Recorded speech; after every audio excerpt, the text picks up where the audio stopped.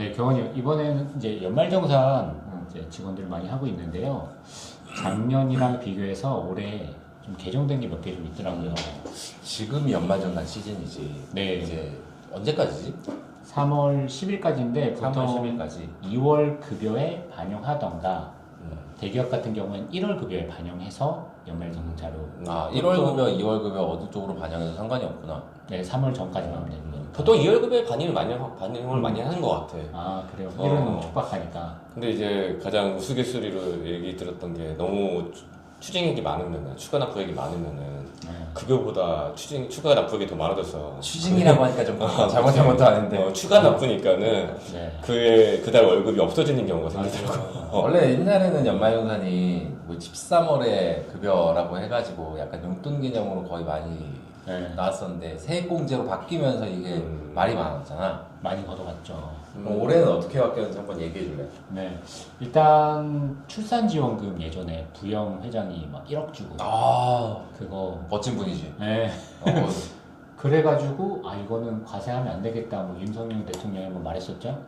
그러고 나서 이제 기획재정부랑 국세청이 되게 파격적이게 출산지원금은 전액 비과세를 주겠다. 그러니까 기업에서 주는 출산지원금은 전액 비과세 해주겠다. 네. 괜찮네? 네. 근데 전액 비과세 한 게는 역사상 없었거든요. 전액 비과세 한 게. 그치. 네.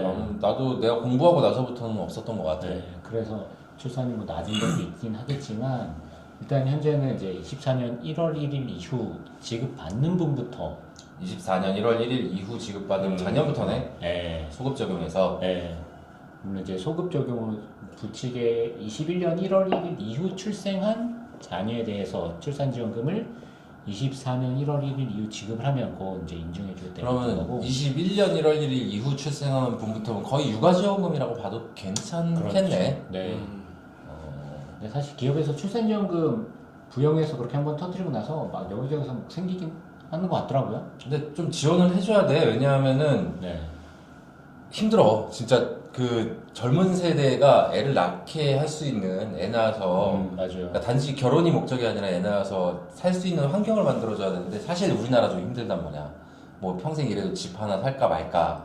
물론 이제 수도권에 좀 국한되기는 하지만 대부분 수도권 살고 싶어 하니까 그래서 이런 부분이라도 좀 지원해주는 거는 나쁘지 않은 것 같네. 네, 그래서 이거는 출산지원금은 기업마다 뭐 200만 원 주는 데도 있고 300만 원 주도 있는데 200, 300이면 한 달 생활비요. 네, 그렇게 이제 지원하는 경우에는 이제 공통적인 지급 규정을 갖고 있어야 되고 회사에서. 정관에. 네, 보통 정관에는 잘 삽입을 안 하고 회사 사규로 따로 갖고 있더라고요. 사규로. 공유수익 규정에 보통 따로 갖고 갖고 있지. 규정 만들어놓고 그렇게 해서 이제 그건 전액 비과세 바뀐 게 있고요. 그다음에 또 하나 바뀐 게 이게 24년 1월 1일부터 이것도 바뀐 건데 24년. 6세 이하 자녀에 대해서 그러니까 직원이 6세 이하 자녀가 있으면 그 금을 이제 원래 10만 원씩 비과세 줬었는데 이걸 20만 원으로 늘렸어요. 10만 원 비과세라는 게 소득공제 부분이라는 건가? 아니면 세액공제 부분이라는 건가? 소득공제. 소득공제로. 네. 10만 원 했던 거 20만 원까지 올라간다. 아 이제 아예 비과세인 거죠. 10대 비과세처럼. 네. 아, 급여에서? 네. 음. 그런데 요거 같은 경우에는 이제 기업마다 6세 이하 자녀 파악하기도 힘들고 그것도 누구는 주고 누구 안 주고 그러기 때문에 잘 안 해요. 인사팀에 물어봐도 제 전에 시간 인사팀에 물어봐도 해주고는 싶은데 누구도 안 주면 그러니까 또 뭐. 법령은 생겨도 기업체에서 실제로 이걸 실무적으로 적용하기는 좀 힘들 것 같다. 네, 맞아요. 그리고 보통 이런 거는 그 임금 협상이 아니라 단체 협상 사항이기 때문에 그게 단체 협상만 매년 있는 게 아니잖아. 그러니까는 이걸 실질적으로 노조가 있는 회사에서는 반영하는데 쉽지가 않지. 그렇구나. 그런 것도 있구나. 그래서 이런 것 뭐 규정이 있으니까 중소기업 같은 경우에는 뭐 그런 거 없이 그냥 뭐 반영해도 크게 무리는 없으니까 예, 자녀 6세 이하 있는 경우에는 비과세로 20만 원씩 빼면 참 좋을 것 같아요. 오케이. 그다음에 또 하나 이제 개정된 게 자녀세액공제라고. 자녀세액공제 옛날부터 있었잖아. 네, 요게 이제 5만 원 늘어났어요. 아, 많이 이건 세액으로 빠주는 거네. 네, 세액공제. 5만 원을. 자녀가 원래 한 명인 경우 15만 원, 두 명인 경우 30만 원 이랬는데 이거를 이제 두 명인 경우 30에서 35로. 30에서 35로. 네. 미묘하다. 이게 좋은 거긴 한데 이게 가격적으로 좀 늘려주게. 아이고 형들이 좀 크게 좀 통 좀 크게 쓰시지. 쓸 때 그냥 그게 뭐랄까 5만 원. 근데 주는데 좀 부족하게 줘갖고 결국엔 1년에 5만 원인 거잖아. 맞아. 죽어도 욕을 먹을 만한 일이 도움은 되는 거야. 되는데 이게 차라리 자녀 많으면은 많이 낳으면 많이 낳을수록 좀 파격적으로 주면 그러면 좀 반응이 있을지 모르겠는데 5만 원 좀 애매하다. 맞아요. 뭐 그런 거예요. 생생내 같은데. 그다음에 의료비도 한번 바꿨죠. 많이 바뀌었네. 예, 의료비인데 6세 이하 자녀 또 왜 6세인지 모르겠어요. 왜 기준이. 일단 6세 이하 자녀 의료비 공제 한도가 700만 원 제한이 있었는데 이걸 좀 폐지했고요. 의료비는 그냥 다 공제해 주는 게 맞지. 왜냐면 근데 정말 실비잖아. 그리고 그 세금 걱정하거나 막 그 돈 나가는 거 그거 걱정해가지고 병원 못 가면 서럽잖아. 맞아. 의료비 같은 경우에 원래 기본 공제를 못 받아도 공제해 주잖아요. 그치. 그치. 기본 공제 안 돼도 안 공제해주고 돼도. 나이도 상관은 없고. 이런 거 뭐 연령 초등학교 건 아무것도 적용 안 하는 거니까. 네, 맞아. 모르는 분 많긴 하던데. 그래서 이런 거 하나 있었고, 그다음에 결혼을 장려하기 위해서 혼인신고 세액 공개 하나 만들었네요. 혼인신고, 세액공제. 네, 지금 우리나라 지금 현 시대에 필요한 제도다. 네. 뭐 이렇게 결혼한 사람은 24년에 결혼한 사람, 이제 50만 원 공제해주 하나 있고요. 그다음에 이제 이거는 이제 서민과 중산층 주거비 부담을 완화하기 위해서 장기 주택 저당 차입금 이자 상환액. 네, 쉽게 얘기해서 주담대. 네, 주담대. 그거 이제 세액 공제 한도가 저당 차입금이구나. 옛날에 월세액 공제 있던 그게 아니라 딴 새로 거. 생긴 거구나. 무주택자가 주택을 사기 위해서 주택 금융권에서 차입을 하고 거의 이자 내는 거 있잖아요. 원금은 안 되고 이자 내는 거. 원금 안 되고 이자만. 네. 거의 뭐 사업자 대출 받아가지고 이자를 비용 공제하는 거랑 비슷한 결인 것 같은데. 네. 근데 이게 되게 파워풀해, 되게. 맞아요. 괜찮기는 한데. 금액이 커서. 괜찮긴 한데. 뭐 그래 어쨌든 집값이 너무 비싸다 보니까 이게 과연 실효성이 얼마나 있을지 여기 모르겠어. 밑에 써놨네, 요거. 그 기준시가 요건이 5억 원 이하에서 6억 원 이하로 확대됐는데 네, 맞아요. 사실 서울에서 5억 웬만한 원 집은 이하의 기준시가 5억 원. 금방 다 넘어가지. 별로 없어. 아파트 기준이면은 시가 10억이면 거의 5억 다 넘죠. 5억 넘고 6억 이하로 확대돼서 그래도 서울에 있는 아파트는 절반 이상은 안 된다고 생각하면 될 거야. 제도는 좋은데 취지도 좋은데 요런 세부적인 기준시가라든가 이런 부분이 좀 아쉽다. 네, 이런 건 좀 파격적으로 좀 늘려주죠. 근데 서울만 집이 있는 건 아니니까 지방 맞아. 쪽에는 어떻게 보면은 엄청난 혜택이 될 수 있지. 서울에서는 사실 혜택이라고 보긴 힘들겠다. 네. 서울에서 집을 살 때 이거를 보통은 그 아파트 예, 선호하고 막 그러는데 받는 사람 못 봤어. 근데 나도 지방사업장에 오래 있었지만은 지방사업장에서 연말정산 진행하면 이걸로 수급공제를 1년에 뭐 1,000만 원씩 받는 사람 되게 많아 생각보다. 만약에 네. 뭐 서울도 그렇고 지방도 그렇고 이거를 분양권으로 해가지고 분양권도 담보대출로 들어가는 거지. 우리 분양 그쵸. 받을 때 받을 때. 대출 받는 거 그러면은 그것도 해주나? 해주긴 해주는데 이게 분양권을 만약에 8월에 뭐 이제 집을 사서 들어갔다 입주를 했다. 그러면 8월에는 공시가가 안 나오잖아. 그쵸, 안 나오죠. 완공되고 나서 한참 뒤에 나오는데 공시가는. 그래서 국세청에서 하는 말은 완공되고 나서 첫 번째 오픈되는 공시지가를 하라. 일단은 안 해주는데 네.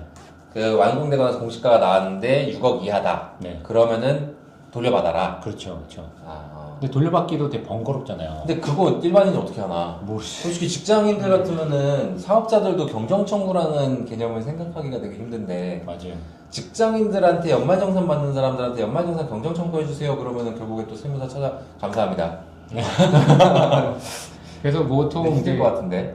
그냥 주변 시세 보고 우리 집시 한 10억, 뭐 10억 이하다. 그러면 받으시는 게 낫고 뭐 좀 넘어간다면 안 받으시는 게 낫고 그런 게 나아요. 경정청구 저희 잘할 수 있습니다. 언제든지 말해주세요. 그다음에 요거 이제 무주택 근로자를 위한 주택 청약 종합저축 뭐 소득공제 확대 뭐 있는데 청약 종합저축. 이것도 뭐 금액 좀 240에서 300을 늘렸다 뭐 이런 정도고요.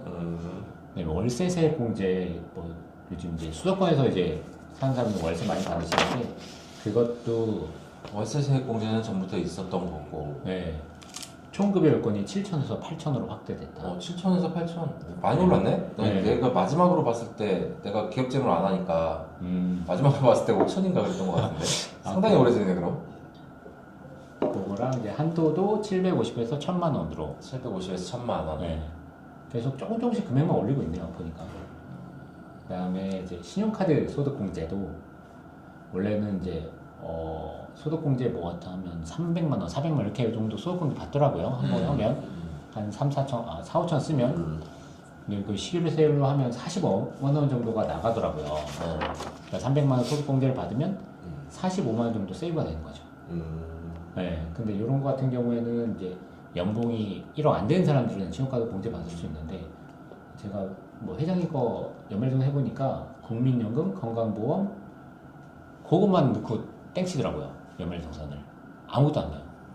다른 거나 종합소득 신고를 하기 위해서 그런 거 아니야? 아니 회장님들의 근로소득 받을 때 그러니까 그분들은 보통 회장님들이라고 하면은 근로소득 말고 다른 소득 금융소득이 있죠. 그러니까 종합소득 신고를 어차피 해야 되니까 그냥 기본만 하고 땡치는 경우가 나는 많은 걸로 알고 있거든. 어차피 부터 직장인 연말정산을 하는 게 종합소득 신고를 안 하니까 이때가 마지막 사실 신고라고 생각해서 이제 하는 신경 써서 하는 건데 그것도 있고 연말정산을 받는 이유가 5월달에 우리나라 제일 많은 게 근로자인데 네. 그 사람들이 5월달에 다 몰린다고 생각해봐. 못해 세무서도 수업 못해. 맞아요 못해요. 그래서 아마 그거는 그런 이유 때문이 아닌가라는 생각이 들고 사실 신용카드 소득공제 지금 공제율이 좀 다른가? 옛날에는 신용카드 25% 그다음에 체크카드 30% 뭐 이랬는데 지금도 그럴 거예요. 맨날 그럼- 바꿔가지고 이것도 헷갈려요. 그다음에 뭐 이제 대중교통, 전통시장도 전통시장, 있고 맞아요. 막 되게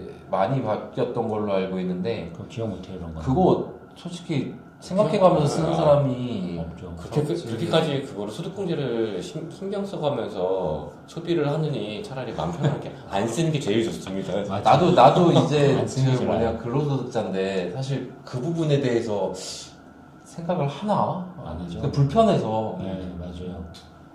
그래서 신용카드 세액공제 우리가 뭐 법안 입법하는 건 아니지만 좀 더 실효성 있게 개정이 됐으면 좋겠다라는 생각도 한편으로는 드네요. 네. 그리고 이제 기부금 세액공제도 올해 한시적으로 한시적으로 1천만 원 이하 기부금 15% 공제율이 1천만 원 초과분은 30%. 네, 요걸 이제 3천만 원 초과하는 경우는 40%. 40%. 네. 요게 한 19년인가 20년에 한 번 또 1천만 원 초과분은 공제 늘렸다, 다시 줄였다 그랬던 것 같은데 고무줄이네. 네, 계속 왔다 갔다 해요. 근데 3천만 원 초과 고액 기부금. 뉴스 보면은 누가 막 얼마 기부했다 막 나오는데 그걸 배포를 해줘야 돼요, 그런 거는. 냉정하게 얘기해 전 기부 안 합니다. 하는 건 로또 사는 거 정도. 로또 사는 게 어차피 기부금으로 다 들어가니까 그걸로 기부합니다.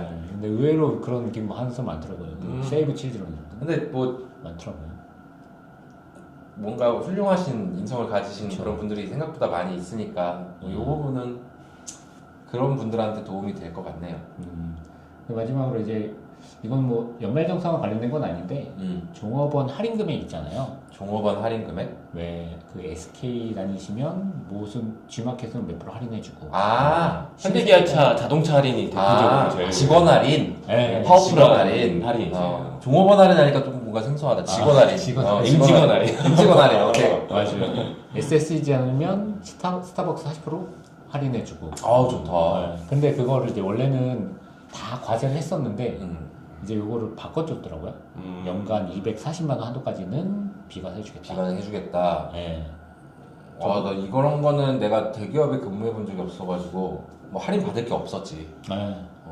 저도 회사 다닐 때 보니까 CU 할인했다고 깨알같이 10만 원 다 비과세 급여로 과세급여로. 그러면 그 할인 금액이 과세급여로 들어가는 거면 인정상의 예를 들어 내가 네.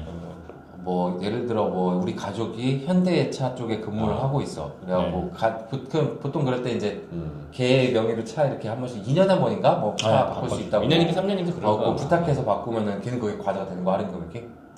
그럴까요? 그건 좀 어떻게 그러니까 기존에 내가 알기로 그럼 부탁도 못 하는데?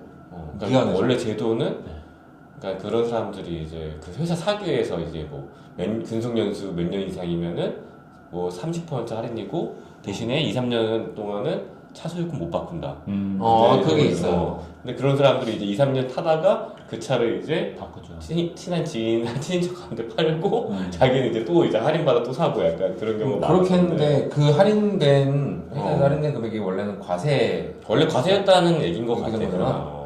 그러면 그 사람들은 이제 본인이 생각하기에 자기가 과세된 거랑 나중에 차 팔았을 때 뭐 그 플러스 마이너스 생각해가지고 바꿔주는 거겠지. 그렇겠죠. 이제는 근데 뭐 시가 20%까지는 비과세가 된다 그러니까. 그러니까 맥스니까 240만 원까지 안. 응? 시가의 20%연 240만 원 중에 큰 거를 큰 금액이네. 빼내니까 20%라고 봐야 되네. 그러니까 웬만한 물건 덩어리가 그 물건 파이가 크면 클수록 네. 240만 원까지는 받을 수 있다.